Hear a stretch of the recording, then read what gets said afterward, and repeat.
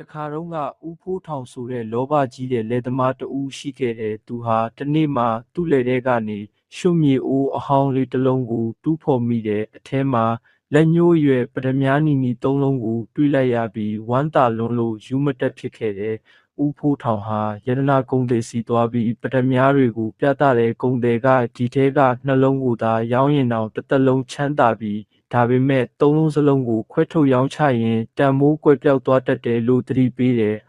။ဒါပေမဲ့ဦးဖိုးထောင်ရဲ့လောဘကမျက်စိကွယ်နေတာကြောင့်ကုန်သည်ရဲ့စကားကိုလစ်လျူရှုပြီးပတ္တမြားသုံးလုံးစလုံးကိုတပြိုင်တည်းရောင်းဖို့ဆုံးဖြတ်လိုက်တယ်။သူရောင်းဖို့ကြိုးစားတဲ့အခါကုန်သည်ပြောခဲ့တဲ့အတိုင်းပဲပတ္တမြားတွေရဲ့တောက်ပမှုတွေဟာချက်ချင်းမိမ့်မိန်သွားပြီးတန်မိုးမရှိတဲ့တာမန်ကြောက်ခဲတွေဖြစ်သွားခဲ့တယ်။